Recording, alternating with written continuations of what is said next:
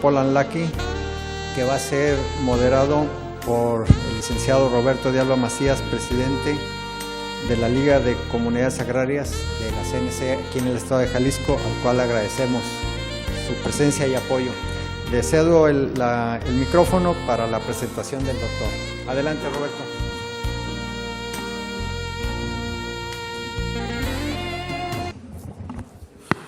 Muy buen día. Tengan todos ustedes asistentes a este evento. Tengo el gusto de presentar a una gran personalidad que nos visita del país Brasil. Me refiero al doctor Poland Lucky, quien por 23 años ha sido funcionario en la FAO, 48 años de extensionista y consultor internacional. Sea bienvenido, doctor, a este evento y no me queda más que dejarle el uso de la voz. Démosle, por favor, un fuerte aplauso de bienvenida.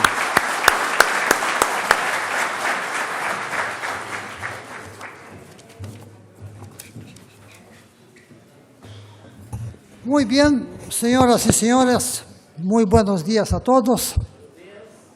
Quería empezar esta intervención preguntándoles si se escucha bien y si se entiende bien lo que estoy hablando.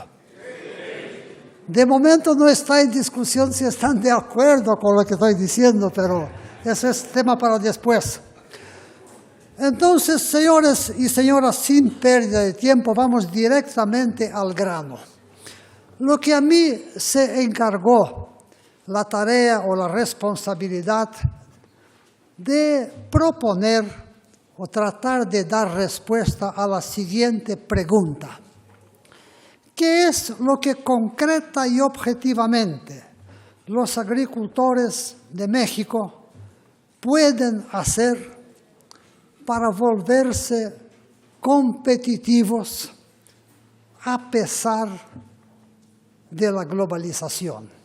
Y yo agregaría, ¿qué es lo que pueden hacer los agricultores y ganaderos a pesar de la globalización y del llamado neoliberalismo? Y aquí, señores, esa pregunta me he preguntado, me he formulado durante toda mi vida, mucho antes que apareciera la figura de la globalización. Y yo siempre me he preguntado cómo explicar que en esta América Latina tan extraordinariamente bien dotada, bien privilegiada o bendecida por la naturaleza, en sus extraordinarias potencialidades y oportunidades, comparando con los países ricos, para generar alimentos, generar riquezas y generar ingresos familiares, ¿cómo explicar, cómo aceptar que tengamos tanta pobreza, tanto subdesarrollo y tanta miseria en el medio rural? Y les confieso que a ese ejercicio yo he dedicado mis 48 años de vida profesional. Y en respuesta he oído las siguientes justificaciones o las siguientes causas que estarían impidiéndonos de florecer y salir rumbo al desarrollo. El primer culpable que me han dicho, el primer causante de todas nuestras desgracias, me han dicho que era el colonialismo. El pobre Colón murió hace más de 500 años y seguimos escarbando de manera inútil, improductiva, inocua en el tema del colonialismo, cuando no podemos volver 5 siglos en la historia para castigarlo o para revertir los males que supuestamente ha hecho. Después del colonialismo hemos echado la culpa al imperialismo. Después hemos atribuido la culpa a las supuestas políticas impuestas por el FMI y por el Banco Mundial a los gobiernos de los países en desarrollo. Más recientemente apareció otro culpable llamado globalización, y junto con la globalización, casi simultáneamente, apareció el neoliberalismo. Después también hemos atribuido la culpa por nuestras desgracias a las medidas de subsidios que otorgan los países ricos a sus privilegiados agricultores y también a las medidas proteccionistas que adoptan especialmente los países de la Unión Europea, como si estos fuesen los causantes de nuestros problemas económicos. Y finalmente, por supuesto, como para cerrar con llave de oro, de que siempre tenemos que encontrar un culpable para ocultar nuestra incapacidad de resolver los problemas, hemos atribuido la culpa a nuestros propios gobiernos, que ellos deberían ser consecuentes y coherentes con lo que hacen los países ricos y deberían subsidiar y proteger a los agricultores nacionales. Y yo les confieso, colegas, que a mí ese tipo de argumento nunca me convenció, porque yo a lo largo de mi vida yo he llegado a la conclusión y tengo el coraje de afirmarles directamente a ustedes, mirándolos en los ojos de cada uno de ustedes, de que estos supuestos enemigos externos, tan lejanos en el tiempo y en el espacio, no tienen ninguna incidencia en el éxito o en el fracaso de la gran mayoría de los agricultores. La causa es totalmente diferente de ese discurso y él se originó porque nosotros los seres humanos, cuando no tenemos cómo encontrar explicación para nuestro fracaso, para nuestras dificultades, tenemos la tendencia natural de defender nuestro ego, nuestra autoestima y buscar un culpable. Y en el momento que yo digo a ustedes que el culpable es el otro, automáticamente yo me pongo como está el colega ahí con los brazos cruzados, esperando que si él es el causante, se supone que él debe ser el solucionante del problema. Y así paso meses, años, décadas y siglos, tranquilo porque el culpable es el otro.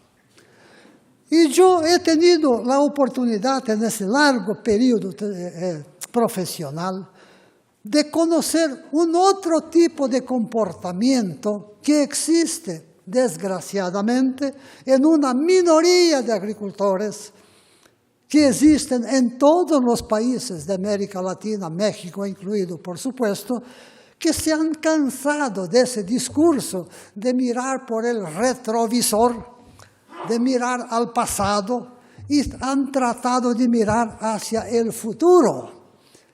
Y esta gente ha empezado a darse cuenta de que realmente existe una otra causa muchísimo más determinante, y esta causa más determinante son los errores y las ineficiencias que los propios agricultores y ganaderos están cometiendo en las distintas etapas del negocio agrícola, desde la forma totalmente contraria a sus intereses que ellos adoptan para comprar los insumos, hasta la forma totalmente equivocada como venden sus excedentes en el mercado, y que es debido a esas ineficiencias, estos errores, que se generan las dos vertientes por la cual ellos no tienen rentabilidad.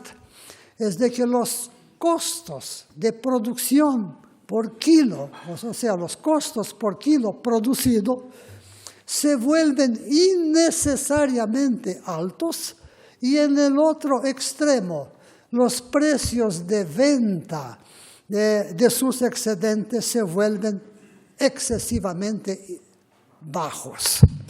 Observen ustedes con la experiencia de profesionistas y de agricultores o ganaderos que a cada año que pasa, ustedes mismos se dan cuenta de que el agricultor necesita entregar al comprador de sus cosechas una mayor cantidad de kilos de maíz para comprar la misma cantidad de fertilizantes, pesticidas, herramientas y otros insumos de la agricultura. Hay un dicho que dice que en la agricultura, mientras los insumos suben por el ascensor, las cosechas suben por la escalera. Este es el gran problema y esto se debe en gran parte a los errores que sin quererlo y sin que sea culpa de los productores agropecuarios, sino que se debe, y ahí sí hay que dar nombre y apellido al gran causante de todos esos problemas, que es nuestro disfuncional e ineficiente e ineficaz sistema de educación rural.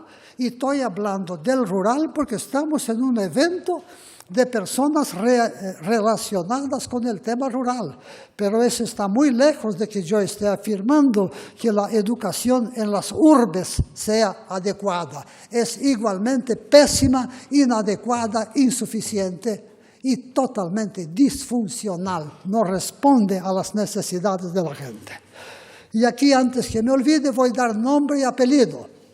Este problema empieza en las muy politizadas e ideologizadas escuelas normales o facultades de educación y pedagogía, o en algunos países los llamados institutos de formación docente, que son esas instituciones educativas que forman los maestros para las escuelas primarias. Y allá no sé por qué razón se les ocurrió politizar e ideologizar el tema de la educación. Y yo que he visitado a lo largo de mi vida tantas y tantas instituciones, la primera cosa que yo encuentro cuando llego a una escuela normal o una facultad de educación o pedagogía es una gigantesca pancarta muy bonita, bien dibujada, con la imagen del señor Ernesto Che Guevara. No me consta que haya sido un gran educador. Y entonces, en nombre de esa ideología, no importa si es de derecha o de izquierda, estamos doctrinando a esos futuros maestros de que tenemos que formar un profesor que piense, que critique, que conteste.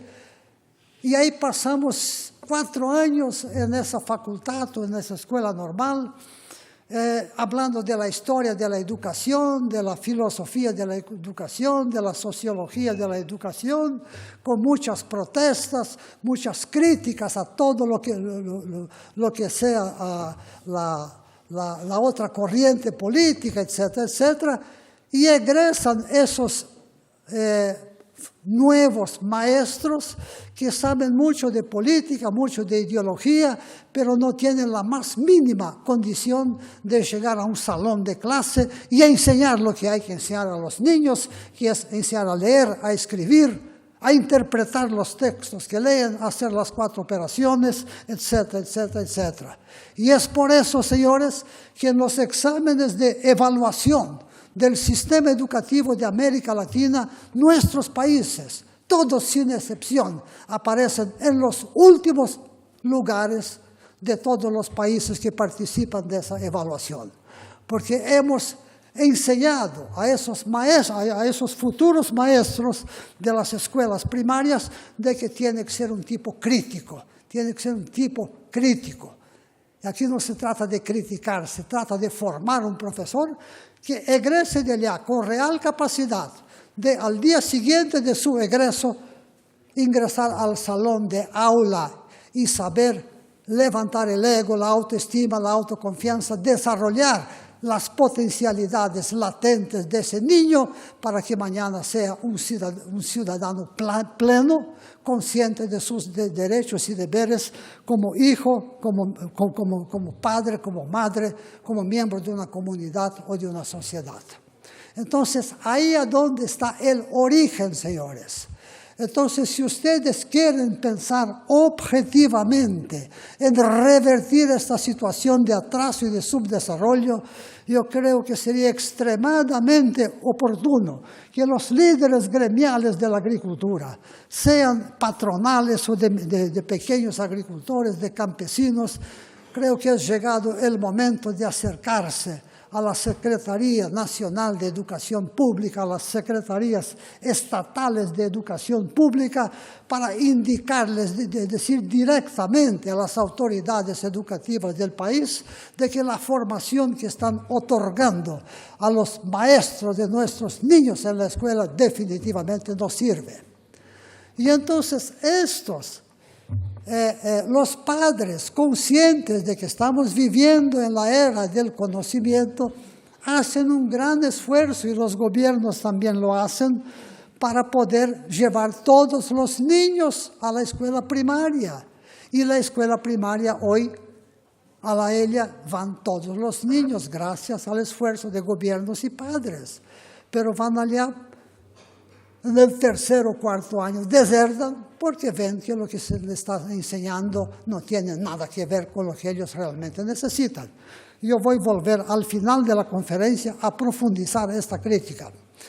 Después, entonces, mal formados en la facultad o en la escuela normal, mal formados en la escuela primaria, después mal formados en nuestras muy urbanizadas facultades de ciencias agrarias, que están formando centenares y miles o decenas de miles de agrónomos, veterinarios, zootecnistas, que pueden tener muchos títulos de doctorado y postdoctorado colgados en las paredes de sus oficinas, pero que cuando tomo la mano de ellos no encuentro un callo en la mano. O sea, son profesionales que nunca han hecho nada con sus propias manos.